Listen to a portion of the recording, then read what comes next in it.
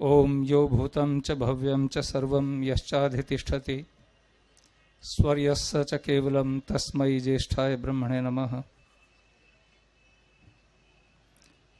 आर्य केंद्रीय सभा दिल्ली द्वारा आयोजित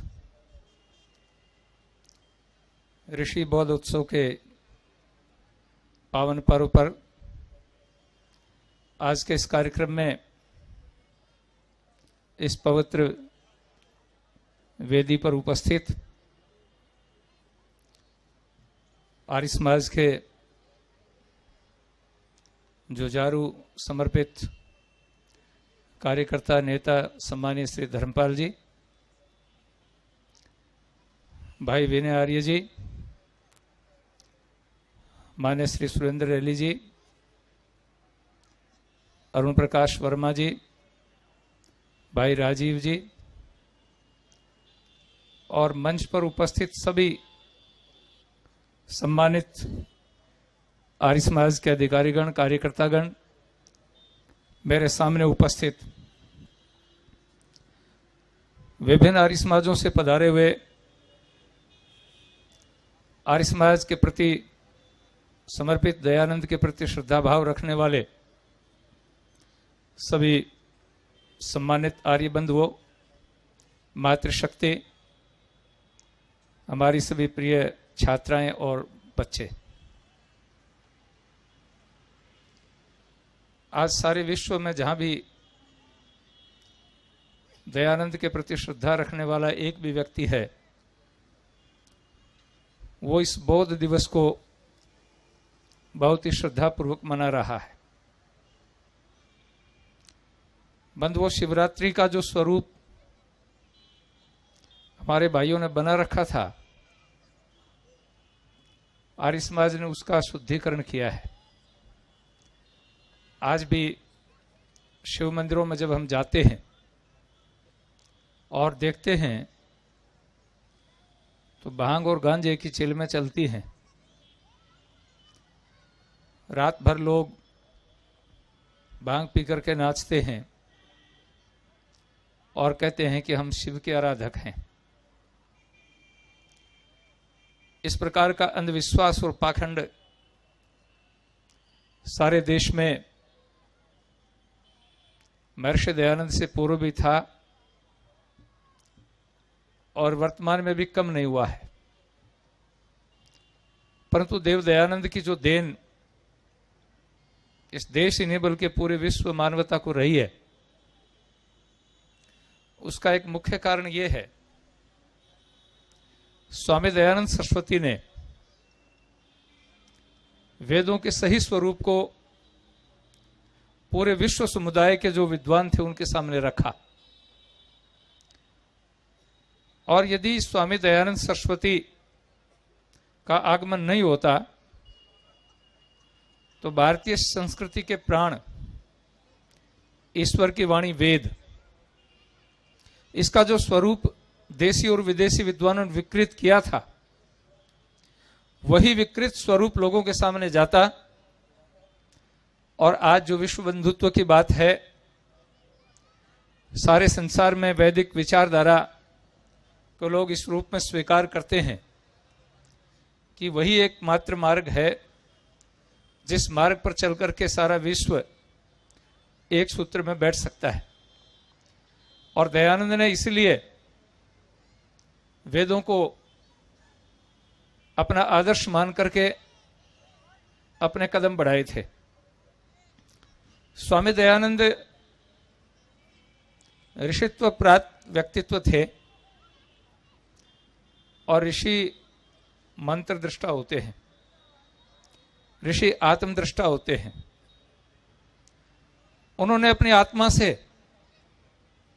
वैदिक वाङ्मय का अध्ययन, चिंतन, मनन करके और समाज के सामने जिस प्रकार से प्रस्तुत किया, वेदों का भाष्य करके, मैं समझता हूं दयानंद नहीं होते तो आज कोई भी व्यक्ति, आज पौराणिक जगत के अंदर भी चाहे वो पाखंडी करते हैं, लेकिन वैदिक विधि से पूजा हुई, इस प्रकार के वाक्यों का उच्चारण करते हैं। इसके साथ साथ समाज जिस दिशा में जा रहा था, अंधविश्वास और पाखंड तो वर्तमान में भी है, परंतु दयानंद के समय अंधविश्वास ने जो स्वरूप धारण किया हुआ था, जो पाखंड का स्वरूप था, वो पूरे समाज को और पूरे देश को लीलने की स्थिति में था। सोमनाथ के मंदिर के ऊपर जो आक्रमण हुआ, विभिन्न मंदिरों पर जो आक्रमण हुए, और कहां से चल करके पूरे पंजाब को चीरते हुए और सोमनाथ तक लुटेरे पहुंचे। हमारे देश के लोग अंधविश्वास के कारण पंडे पुजारियों के चक्र में आकर के ये कहते रहे कि भगवान शिव स्वयं इनको दंडित कर देगा, हमें हथियार उठाने की आवश्यकता नहीं है। यह जो एक परिस्थिति थी, लोगों को, वीर पुरुषों को भी, राजे महाराजाओं को भी केवल मात्र इस बात के ऊपर आश्रित होकर के बैठा दिया गया कि भगवान कि जब तक कृपा रहेगी तब तक कोई भी इस देश को और इन मंदिरों को इन पर विजय प्राप्त नहीं कर सकता। आज भी फिर पुरुषार्थ का क्या होगा? परमात्मा की कृपा तो मिलती है, लेकिन परमात्मा की कृपा उसी पर होती है जो पुरुषार्थी होते हैं। बिना पुरुषार्थ के कृपा की पात्र बनने के जो इच्छा भाव जो लगते हैं, मैं समझता हूं वो ईश्वर भक्त नहीं है। ईश्वर भक्त व्यक्ति वो है जो पूर्ण पुरुषार्थ करता है, मेहनत करता है। खाली प्रारब्ध पर विश्वास करके बैठे रहने वाले लोग, भाग्य पर विश्वास करके बैठे रहने वाले लोग संसार में कभी भी सफल नहीं हुआ करते हैं। और आज यही कारण है कि बड़े बड़े लोग शिक्षित अपने आप को कहते हैं, आईपीएस, आईएएस, बड़े बड़े अधिकारियों को भी मैं जब देखता हूं कि वो हस्तरेखाओं के चक्कर में बैठ करके अपने हाथ दिखाते हैं लोगों के सामने, तो हमें उन पर दया आती है। दयानंद नहीं होता तो पता नहीं कितने लोग, जिस प्रकार से इस्लाम और ईसाईयत का चक्कर चल रहा था, सारी संस्कृति को और सारे लोगों को लील जाते, और आज वैदिक संस्कृति को मानने वाले लोग, शिखा और सूत्र को मानने वाले लोग, यज्ञ को मानने वाले लोग जगत में शायद कहीं भी ढूंढने से नहीं मिलते। ये परिस्थिति हो जाती। तो दयानंद ने जो कुछ किया वो ये किया कि इसको पुनर्स्थापित किया, पुनर्जीवित किया, पुनर्रक्षित किया, और इसको सब लोग स्वीकार करते हैं, चाहे कोई भी आदमी है। जगत में जितने भी महापुरुष हुए हैं, महर्षि दयानंद के समय में जब उनका निर्वाण हुआ, उसके बाद में जिन महापुरुषों ने श्रद्धांजलियां दी, आप उन श्रद्धांजलियों को उठा करके देखेंगे, चाहे वो राजनीतिक जगत के लोग थे, चाहे वो आध्यात्मिक जगत के लोग थे, जितने भी लोग थे, उन्होंने जो श्रद्धांजलियां दी, आप कभी उन श्रद्धांजलियों का अवलोकन करेंगे तो आपको आभास होगा कि दयानंद क्या थे। गुरुदत्त विद्यार्थी एक बात कहते थे कि स्वामी दयानंद को लोग भारत 150 साल बाद में समझेगा। और मैं समझता हूं कि जो लोग नारी शिक्षा का विरोध किया करते थे, आज वो कितने सारी संस्थाएं सनातन धर्म की महिला शिक्षा पर चल रही है। महिलाओं को विभिन्न क्षेत्रों में आने का विरोध किया करते थे, आज उनकी बेटियां विज्ञान, टेक्नोलॉजी, साइंस, वेद आदि जितने भी विषय हैं उनके अंदर किस प्रकार की भूमिका निभा रही है, आप उस पर विचार कर सकते हैं। मैं कहता हूं केवल मात्र हिंदू जगत नहीं, सारा बल्कि पूरा मानव समाज आज इस्लाम जगत की बहनें शिक्षा के क्षेत्र में और खेल के क्षेत्र में जो आगे जा रही हैं। इस्लाम में तो आज भी जो कट्टरपंथी देश हैं, आप उनको देख सकते हैं कि महिलाओं को वही पर्दे के अंदर बंद रखना, उनको बाहर नहीं निकलने देना, आज वो रूढ़िवादिता है। जिन देशों में इस प्रकार की खुलापन आज चल रहा है, वहां भी कहीं न कहीं आपको दयानंद की कृपा दिखाई देगी। इन बातों को हम सब जानते हैं। यहां जितने भी बंधु बैठे हैं, मैं समझता हूं शायद 60-70% से अधिक तो मैं व्यक्ति से आप लोगों को जानता हूंगा, क्योंकि पिछले 35 साल से मेरा तो केवल और केवल मात्र एक आर्य समाज का एक कार्य क्षेत्र रहा, दूसरा कोई कार्य क्षेत्र नहीं था। सिर्फ केवल मात्र आर्य समाज का काम किया। आर्य समाज की शिक्षा तो 2-3 पीढ़ी से परिवार को मिली, और मैंने तो आंखें खोली तो यज्ञ होता देखा, आंखें खोली तो घर में वेद पाठ होता देखा, गायत्री मंत्र का पाठ होता देखा। तो मैं तो मानता हूं कि भगवान की कोई विशेष कृपा थी, इस प्रकार के परिवार में जन्म हुआ। परंतु उसके पश्चात, उसके बाद जिस प्रकार का सन्मार्ग मुझे मिला, जिस प्रकार की प्रेरणा मिली, श्रद्धेय स्वामी ओमानंद जी, श्रद्धेय स्वामी सर्वानंद जी और आर्य जगत के जितने भी सन्यासी थे, चाहे स्वामी सत्य प्रकाश जी थे, स्वामी सत्यपति जी महाराज हैं, या स्वामी दीक्षानंद जी महाराज थे, स्वामी प्रेमानंद जी थे, जितने भी संत सन्यासी आर्य जगत के हुए, मुझे सबका आशीर्वाद मिला। और मेरी हमेशा एक जिज्ञासा भाव रहता था कि आर्य जगत के सन्यासियों के चरणों में बैठ करके, आर्य जगत के विद्वानों के चरणों में बैठ करके हम जो प्राप्त कर सकते हैं वो कहीं भी आपको प्राप्त नहीं होगा, और मुझे वो मिला। तो मैं आपसे कहना चाहूंगा कि हम सब इन बातों को जानते हैं, परंतु आज आवश्यकता है करने की। सब जानते हैं, आज जितने भी लोग बैठे हैं सब विद्वान हैं। आर्य समाज का तो एक कर्मचारी जो है वो भी उतना अच्छा यज्ञ करवा सकता है जो बड़े बड़े आचार्य लोग नहीं करा पाते हैं पौराणिक जगत के। यहाँ का एक सामान्य कर्मचारी जो नित्य प्रति आर्य समाज का सत्संग में बैठता है, उसके पास इतना ज्ञान होता है कि सामान्य जगत के अंदर और शास्त्रार्थ की दृष्टि से बड़े बड़े विद्वान भी वहां धराशायी हो जाते हैं।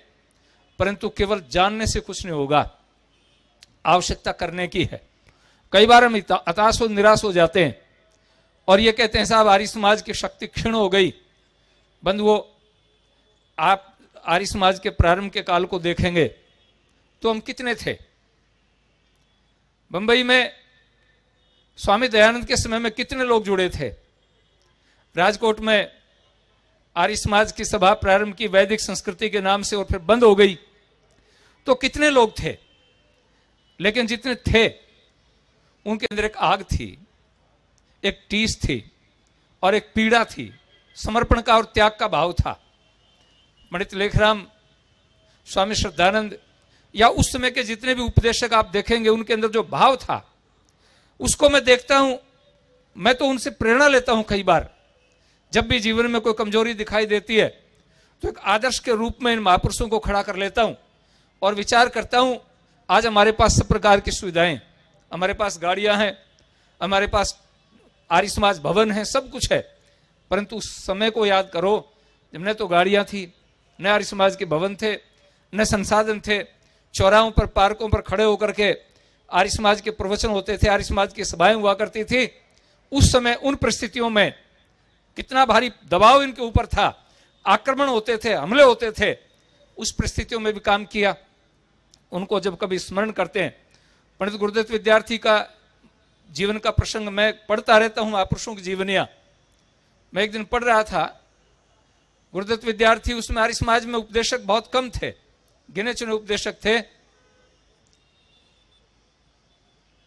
आर्य समाज में स्वामी श्रद्धानंद जी मुंशीराम एडवोकेट हुआ करते थे। उन्होंने गुरुदत्त विद्यार्थी को आमंत्रित किया।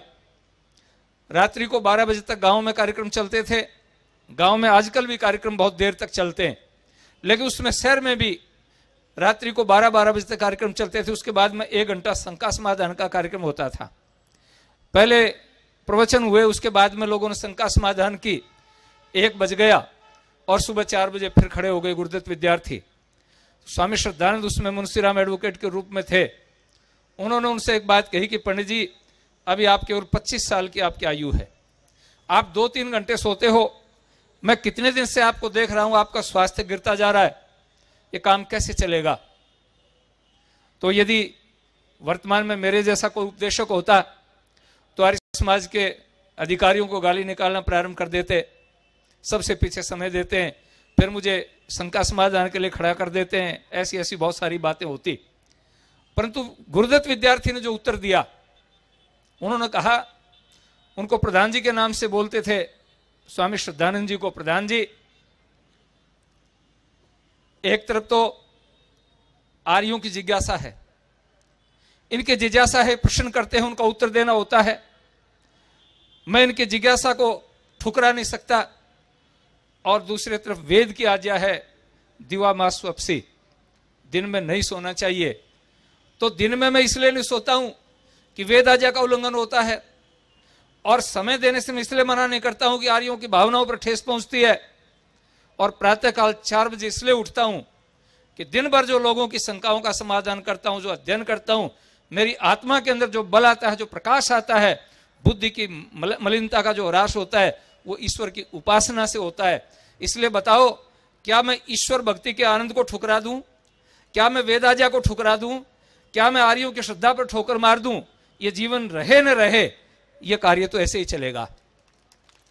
ये एक भावना थी मन के अंदर, एक पीड़ा थी, काम करने की जिज्ञासा थी। आज उस इच्छा शक्ति की आवश्यकता है। स्वामी श्रद्धानंद के जीवन के प्रसंग आपने बहुत पढ़े होंगे। कभी भी लाला साईदास जी पंजाब सभा के प्रधान हुआ करते थे। आर्य समाज जालंधर ने उनको एक पत्र लिखा कि हमने पौराणिकों का शास्त्रार्थ स्वीकार कर लिया है, आप किसी उपदेशक को भेजो। आज तो यदि आप किसी उपदेशक को मांगेंगे तो 50 उपदेशक दिल्ली में मिल जाएंगे आपको, परंतु उसमें पूरे देश में गिने चुने उंगलियों पर गिने उपदेशक थे, वो भी शास्त्रार्थ करने वाले लोग। पंजाब सभा ने आर्य समाज जालंधर को मना कर दिया कि हमारे पास कोई शास्त्रार्थ करने वाला व्यक्ति नहीं है, आप अपनी व्यवस्था स्वयं करो। आपने हमसे पूछ करके शास्त्रार्थ निश्चित नहीं किया था। बंधु, मैं फिर वही बात कहना चाहूंगा, गालियां निकालने लग जाते लोग, वैसे सभा चला रहे हैं, बैठे हैं दुकान खोल करके, और एक उपदेशक भी नहीं दे सकते, लेकिन किसी ने कुछ नहीं कहा। स्वामी श्रद्धानंद वकील थे, अपने बस्तों को बांध करके रख दिया और अपने मुंशी से कह दिया कि जो भी आदमी आए उसको कह दो कि 2 महीने के बाद में मैं आपके केस की पैरवी कर सकूंगा, यदि आप दूसरा वकील करना चाहें तो फीस वापस ले जाओ। ऐसा उन्होंने किया और उन्होंने सारी पुस्तकें रख करके सत्यार्थ प्रकाश के अंदर से प्रश्नों की श्रृंखला बनाई। सत्यार्थ प्रकाश में तो वैसे प्रश्न है, उसके श्रृंखला बनाई कि कौन कौन से प्रश्न हो सकते हैं, और फिर उनके उत्तर लिखने प्रारंभ किए। और 1 महीना तक जैसे कोर्ट में तैयारी करके जाते थे ऐसे उन्होंने तैयारी की। और जब उनके साथियों ने कहा कि आप क्या करते हो, तो उन्होंने कहा कि अब तक तो मैं पैरवी करता था मेरे क्लाइंट्स की, मेरे पास जो आते थे लोग उनकी, लेकिन अब जो मैं पैरवी करूंगा, मैं दयानंद का वकील बन करके खड़ा होऊंगा। मैं वैदिक संस्कृति की वकालत करने के लिए तैयारी कर रहा हूं। सामान्य मुकदमों की पैरवी में समय नहीं लगता, लेकिन यह मुकदमा वैदिक संस्कृति का है, इसलिए संस्कृति की हार होना मेरी हार नहीं, बल्कि ये बहुत बड़ी क्षति होगी। तो मैं नहीं चाहता कि हमारी हार हो। और 1 महीना तक पूरी तैयारी करके जब आर्य समाज के लोगों के साथ शास्त्रार्थ करने के लिए उस प्रांगण में गए, पौराणिक अपने विद्वानों को ढोल बजाते हुए लेकर के आए और वहां पूछा कि कौन आर्य समाज की ओर से शास्त्रार्थ करेगा, तो उन्होंने अपने प्रधान को आगे कर दिया कि मुंशी राम करेंगे। पौराणिकों में खुशी दौड़ गई कि मुंशी राम एक वकील क्या शास्त्रार्थ करेगा, परंतु वो बंधु वो जब शास्त्रार्थ की वेदी पर दूसरी तरफ बैठे तो आधे घंटे में उनके छक्के छूट गए और वहां से छूट गए, भाग गए। और आर्य समाज के लोग गले में ढोलक डाल करके, चिमटे हाथ में लेकर के पूरे शहर में जब फेरी निकाल करके निकले वैदिक धर्म की जय जय बोलते हुए, उसका कारण क्या था? उसका कारण था स्वामी श्रद्धानंद की आर्य समाज, दयानंद और वैदिक संस्कृति के प्रति निष्ठा। तो आज भी यदि हमारे में वो निष्ठा हो, वो श्रद्धा हो, तो आज भी आर्य समाज का काम हो सकता है, काम हो सकता है। और आज तो दुनिया ने स्वीकार कर लिया, आज सारा विश्व इस बात को मानता है कि जगत में यदि कोई वैज्ञानिक धर्म है, वैदिक धर्म है। संसार में कोई वैज्ञानिक धर्म पुस्तक है, वो केवल मात्र वेद है। और पूरे संसार को विश्व बंधुत्व की भावना यदि कोई संस्कृति दे सकती है तो वो केवल और केवल मात्र वैदिक संस्कृति दे सकती है। अंधविश्वास आज भी पैर नहीं टिका सकता, परंतु जब प्रकाश होता है तो अंधेरा स्वतः भाग जाता है। हम प्रकाश करें नहीं और अंधेरे को गालियां निकालते रहे, अंधेरे को कहते रहे कि अंधेरा नहीं हटता, अंधेरा नहीं हटता। अंधेरा हटाने का केवल एक ही मात्र तरीका है, आपके कमरे के अंदर, आपके मकान में अंधेरा है, वहां प्रकाश कर दो, अंधेरा भाग जाएगा। इसलिए सत्यार्थ का प्रकाश जब घर घर में और गांव गांव में होगा तो मैं समझता हूं कि अंधविश्वास स्वतः ही भाग जाएगा। तो सत्यार्थ रूपी प्रकाश करने की आवश्यकता है, वैदिक रूपी प्रकाश करने की आवश्यकता है। और मैं आपसे कहना चाहूंगा कि जब आप में से प्रत्येक व्यक्ति, हम जितने भी ऊपर मंच और नीचे जितने भी बंधु बैठे हैं, भाई बैठे हैं, हम सब जब ये संकल्प कर लेंगे ये काम मेरा है। क्या गुरुदत्त विद्यार्थी को किसी ने प्रेरणा दी थी? दयानंद से तो प्रेरणा स्वयं ही ली। क्या स्वामी श्रद्धानंद को किसी ने प्रेरणा दी थी? अपना सर्वस्व दान दे दिया। तो ये प्रेरणाएं जब तक नहीं होंगी, चाहे पंडित लेखराम थे, लाला लाजपत राय थे, जितने भी महापुरुष उसमें के हुए, आर्य समाज के छोटे छोटे कार्यकर्ता जिस भावना के साथ में आर्य समाज का प्रचार करते थे। मुझे याद है, मैं छोटा था, स्वामी नित्यानंद जी महाराज मेरे जन्म स्थान पर आया करते थे। 15-15 दिन तक उनके भजन हुआ करते थे। दादा बस्तीराम के दर्शन तो मैंने नहीं किए, लेकिन मैं गांव के बुजुर्गों से सुनता था, एक एक महीना तक उनकी हड़ताल गांव के अंदर बजती थी, उनका एक तारा बजता था। ये टीस हुआ करती थी, ये भावना हुआ करती थी। और एक घटना मैंने अपने आंखों के सामने देखी। आचार्य सुदर्शन देव जी, भाई धर्मपाल जी और आप सब लोग जानते हैं, उनके पिताजी वानप्रस्थी थे। मैं 8वीं 9वीं कक्षा में पढ़ता था, मुझे ध्यान है शायद। तो पहले गांव के अंदर जो खलियान निकालते थे, अनाज निकालते थे, वो गांव के लोग एक ही जगह इकट्ठा कर लेते थे। सारे गांव के लोग गांव के बाहर एक जगह इकट्ठा कर लेते थे और वहां खलियान में बैलों से गाटा चलाते थे। तो आचार्य सुदर्शन देव जी के पिता ने हाथ में खड़ताल ले रखी और हमारे पड़ोस में हमारे गांव के एक महाशय मुंशीराम हुआ करते थे। उनके खेत के अंदर मुंशीराम जी बैलों को चला रहे और वो खड़ताल गाते गाते उनको प्रचार सुना रहे, भजन सुना रहे। हम बैठे थे तो वहां से बात चल पड़ी कि देखो आर्य समाज का प्रचार हो रहा है। तो उनके पिताजी से, सुदर्शन देव जी के पिताजी महाशय सुखदेव उनका नाम होता, उनसे किसी आदमी ने पूछा, मेरे सामने की बात है, मैं 9वीं कक्षा का विद्यार्थी था, कुछ मुझे स्मरण है थोड़ा सा, कि महाशय जी क्या कर रहे थे। तो उन्होंने कहा कि हर किसान खेत में व्यस्त है, किसी के पास फुर्सत नहीं है कि बैठ के भजन सुने, लेकिन मैं सुबह से शाम तक 50 खलियानों में जाता हूं और 2-2, 3-3 भजन सुना करके आता हूं। तो 50 लोगों को मैंने भजन सुना दिए, तो मेरे ऊपर जो ऋषि का ऋण है उससे मैं हल्का हो गया। बंधुओं, मई और अप्रैल के महीने में फसल निकाली जाती थी, ऊपर से तड़पती धूप और फसल खेत के अंदर घूम घूम करके महिलाएं पानी लेने के लिए जाती थी, उनके साथ हो जाते थे खड़ताल बजाते बजाते। महिलाएं खेतों में से घास लेकर के आती थी, वो गीत गाती आती थी, उनके साथ हो जाते थे और उनको पंडित जोरी सिंह जी के और स्वामी नित्यानंद जी के गीत सुनाते थे। इसलिए महिलाएं घरों में वैदिक धर्म के गीत गाती थी। एक जुनून था लोगों के अंदर। वो जुनून जब तक पैदा नहीं होगा, दयानंद का भूत जब तक स्वार नहीं होगा, तब तक हम दयानंद के स्वप्नों को साकार नहीं कर सकते। इसलिए मैं आपसे निवेदन करना चाहूंगा कि हम जितने भी बंधु हैं, आज हमें संकल्प लेना चाहिए। दयानंद को बोध हुआ तो हम तो हर रोज प्रवचन सुनते हैं, हर रोज स्वाध्याय करते हैं, क्या हमें भी कभी बोध होगा? 50 साल 60 साल की उम्र होने के बाद हम भी कभी वनस्थ वानप्रस्थी होकर के पूरा समय देने के लिए, मैं समझता हूं यहां बहुत सारे लोग बैठे हैं जिनमें बहुत सारे भाई ऐसे होंगे जो कर्मचारी रहे हैं। सरकार आपको खर्चा देती है, पेंशन दे देती है, बच्चों के ऊपर आप आश्रित है नहीं। और मैं तो आपसे निवेदन करूंगा, सुबह जो आदमी घर से निकल जाता है और सायंकाल घर से आता है, उसके बेटे बहू और पोता पोती बहुत खुश रहते होंगे कि दादाजी दिन भर में टोका टाके नहीं करते। 2 फायदे होंगे, घर वाले भी खुश रहेंगे, सुबह शाम घर वालों के बीच में बैठ करके संध्या करो, हवन करो, बच्चों को प्रेरणा दो, और दिन भर आप चाहे शहर में हैं तो एक दुकान के ऊपर आप बैठ जाएं। मुझे याद आ गया, एक स्मरण आ गया, वैद्य रविदत्त जी हुआ करते थे ब्यावर के, हमारी राजस्थान आर्य प्रतिनिधि सभा के प्रधान थे। उनके पिताजी ने मुझे घटना सुनाई, मैं उनके पास बैठता था, मेरी आदत थी बुजुर्गों के पास बैठने की, अब भी है। मैंने उनसे पूछा कि आप आर्य समाजी कैसे बने? कहा कि मैं तो सुनकर के आर्य समाजी बना।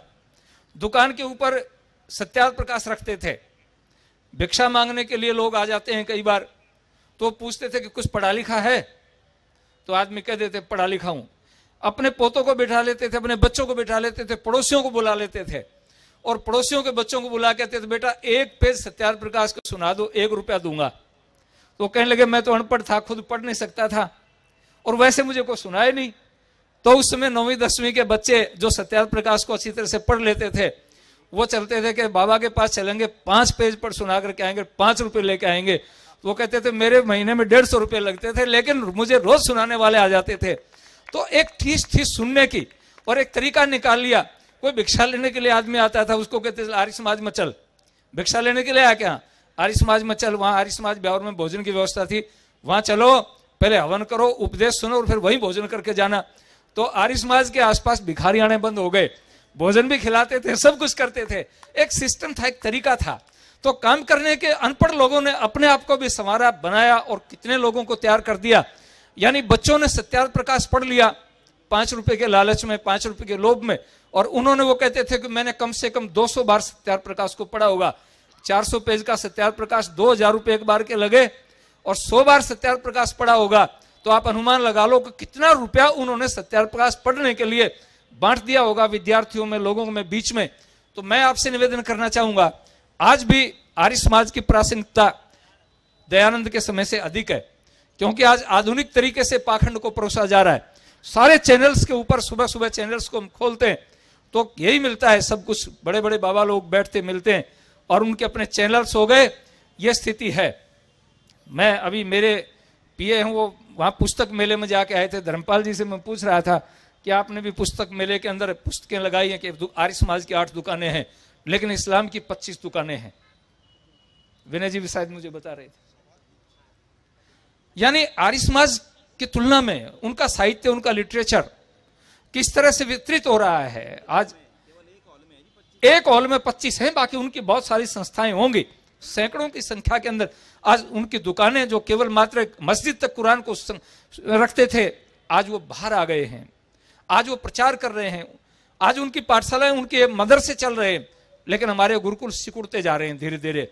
इसलिए आपसे करना चाहूंगा कि उदात्त भावना से दान दें, गुरुकुलों को पोषित करें। ये संस्कृत कैसे बचेगी? संस्कृत तब बचेगी जब गुरुकुल बचेंगे, गुरुकुलों को पोषित करेंगे, गुरुकुलों में बच्चे पढ़ेंगे, तब संस्कृत बच पाएगी। आज मैं आपके बीच में खड़ा हूं, ठीक है, मैं स्कूल कॉलेज में पढ़ा, लेकिन मेरे को भी परिमार्जित करने वाला, मेरे को भी संस्कारित करने वाली यदि कोई संस्था है, वो गुरुकुल है। मैं गुरुकुल हिसार में 6 वर्ष रहा, श्रद्धेय स्वामी सर्वानंद जी महाराज के सानिध्य में वर्षों रहा।